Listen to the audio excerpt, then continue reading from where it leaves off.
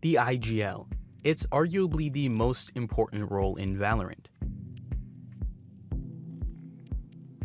To offer insight on how they have balanced all the different aspects of the IGL role for their respective teams this season. The role of IGL, given its difficulty and specialized skill set, is a role that's forever in demand. While some may be naturally inclined to or brave enough to take on the role, sometimes it just happens out of necessity.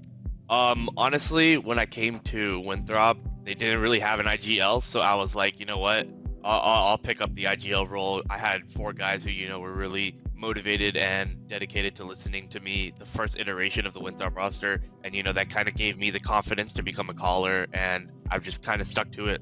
Perhaps the most obvious contribution of the IGL is to carry out the pre-planned strats and defaults that have been created by a team's coaching staff.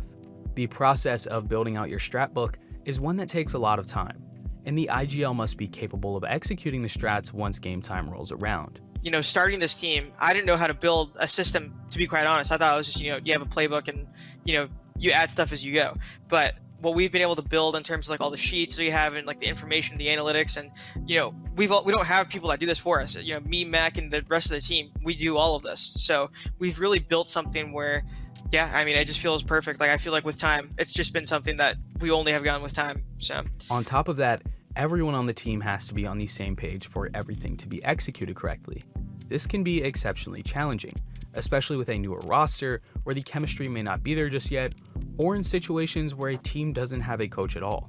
Yeah, I contribute, I would say, probably about 80-90% of the strats that we actually have, and then the other 10% is going to come from my teammates. I do ask them from time to time to come up with things that they might like, or if it revolves around the agent that they're playing, I'll be like, hey, just come in with whatever for tomorrow, or I'll ask them from time to time. But I would say 80 to 90% is the stuff I come up with. Valorant is a very dynamic game with so many variables that can change how a round plays out.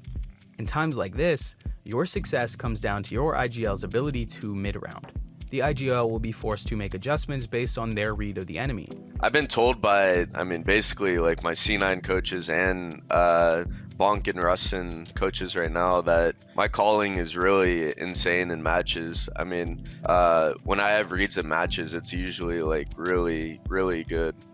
A great IGL will be able to use the information gathered by their team to set up a favorable round, even when things aren't totally going their way.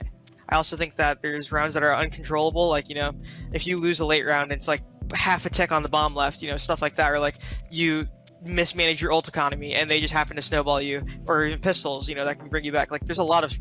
Obviously you want to control that as much as you can, but when stuff doesn't go your way, you got to be able to move past it, and we're really good at doing that. And sometimes, if you're lucky, your life may be made just a little bit easier by other players on the team. And if you're able to learn your players' tendencies, well, that's when things really open up as an IGL. I think from practice, it's easy to tell what certain people are good at, certain things in certain positions. So, you just try to put them into those comfortable situations as much as possible. Learning to leverage the talent on your team and building chemistry with your players is as important as having all the strats in the world. I think the aspect that's grown the most probably in the past couple months is communication and bringing ideas and actually applying ideas in matches and being able to basically call rounds if they wanted to. An IGL's duties extend outside of the round too, as many are dually responsible for maintaining a positive team environment. It sounds simple in theory, but being responsible for 4 other players' mentals on top of your own is no easy task. We've really kept a good mental, which is really good between the 5 of us, that everything's a learning experience. Let's just play the best we can and learn from the mistakes after the game. I'd say that emotional leadership has been a thing that I've been working on for a while now. It's been probably my coming into IGL and my biggest struggle as even a person in general. Props, hats off to I love all my teammates. They are extremely mature and they just know how to control their emotions. I don't have to do a big job. I think it's more so controlling my emotions and making sure that I'm not slipping in front of them, because that's when I think the mental can get lost across the entire team.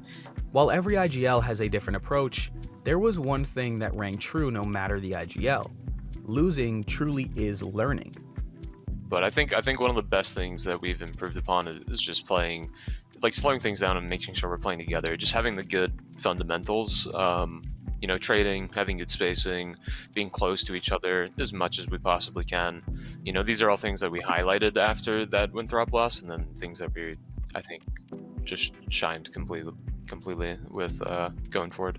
The IGL role is a complex one, but thankfully, Challengers North America is home to some of the most promising young IGLs in the world. So what role should we deep dive into next? And who do you think is the best IGL in Challengers North America?